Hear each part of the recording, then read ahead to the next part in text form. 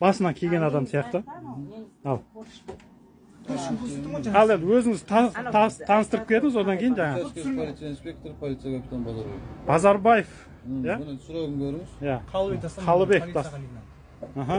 Енді Насыбай саттың деп, несінде МРП-сының бәрін айтса, қанша? МРП бойынша сізге қазір Қазақстан Республикасының 196 бабы бойынша сізге әкімшілік хаттама толтырылады. Міне ашып көрсетейін сізге. Ол толтырады. Ол заң қашан шықты? Сізге көрсетейін. Бұл Қазақстан Республикасының заңы емес, Қазақстан Республикасының әкімшілік кодексінде көрсетілген заң. Қашан шықты?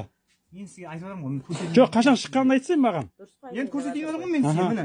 196 құқық бұзушылық туралы 2014 жыл 5 шілдеде номері 235 бұйрыққа сәйкес. Түсінікті болды ма? Бұл жерде жазылған әкімшілік құқық бұзушылық туралы тауарлармен немесе өзге де заттармен заңсыз сауда жасау.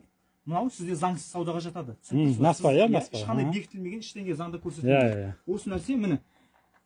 Еркін сауда жасау Қазақстан Республикасының заңнамасына тыйым салынған немесе шектелген тауарлармен және де өзге де заттарды сауда жасауға тыйым салынады. Көрініп тұрсыз ба? Мынау бізде біріншіден кеше заңнамаға сәйкес бізде шектеу қойылған. Екіншіден бұған тыйым салынған. Именно Насыбай бойынша өзіңіз де білесіз. Бұл именно Насыбай бойынша ешқандай сатуға рұқсат жоқ екен.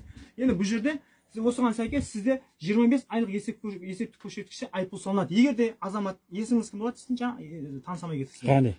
Ғанеке, қараңыз, сіздің егер де сізде мына жерде Қазақстан Республикасы заң бойынша ескерту берілсе, біз сізге ескерту беруге міндеттіміз. Түсініп тұрсыз ба? Заң бойынша, заң бойынша көрсетілсе кодексте, заң бойынша көрсетілсе, мен келіп өзін ауызша мен сізге ескерту беремін деп мен айта алмаймын. Мен ондай құзырыма кірмейді. Мен только кодекске сүйене отырып жұмыс жасаймын. Қазақстан Республикасының әкімшілік құқық бұзушылық кодексіне сәйкес мен жұмыс жасаймын. Одан артық асып кете алмаймын. Заңда не көрсетіледі, мен соны істеймін. Бұл жерде міне ескертусіз көріп тұрсыз ба? Міне көрсетіңізші, ескерту бар ма бұл жерде? Ескерту жоқ па бұл жерде? Ескерту жоқ. Бұл жерде 25 айлық есептік көрсеткіште. Ауызша ескерту деген жоқ па сіздерде? Ауызша ескерту деген жоқ. 25 айлық көрсеткіште міне бізде қазір бір МРП-міз 3692 теңге. Көбейтеміз 25-ке. Сізге 92.300 теңге айыппұл салынады. Бір Насыбайға бола, Бір Насыбайға бөлеміз екіге. Ол бір аптан ішінде сіз білесіздер, 50% сізге мемлекет бағанағы не береді? Бағанағы төлеуге рұқсат береді бағанағы. Ол 46.000 7 күн ішінде. 46.150 теңге. Осы айыппұлды төлейсіз.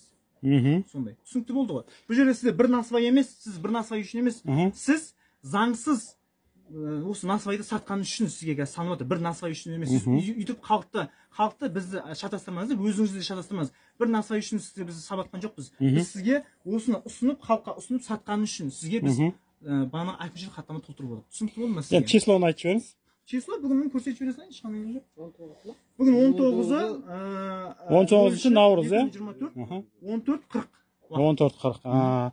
Енді бұған енді заң күшіне енген күні рейд қашан басталды? Мынау мен сізге айтайын. Рейд қашан басталды? Мына зат. Сізге вообще рұқсат жоқ. Жоқ, рейд қашан басталды? Неше күннен бері? ОПМ басталды ма рейд? ОПМ қазір көрсетейін, мен ашып жүріңізші. 18-і. Жоқ, көрсетемін мен. Күтіңіз. Ешқандай не жоқ. Қазір көрсетемін. Мен сізге күнімен бәрін айтып беремін. Ешқандай не жоқ. ОПМ мен бәрін айтып беремін. Сабырсыз отырыңыз. Мен ашып беріңізші ана мен. Міне.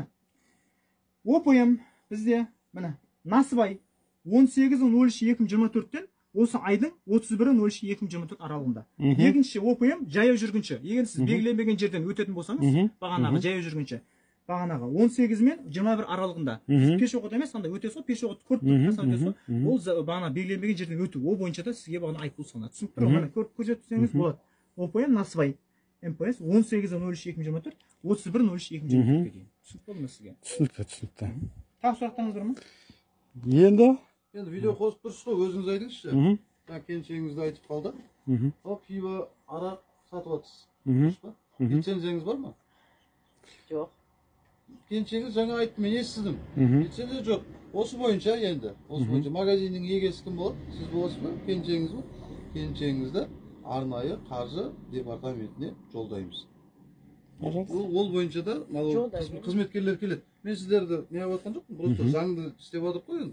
Заң аясында болғаннан кейін заң шеңберінде жұмыс жасаймыз.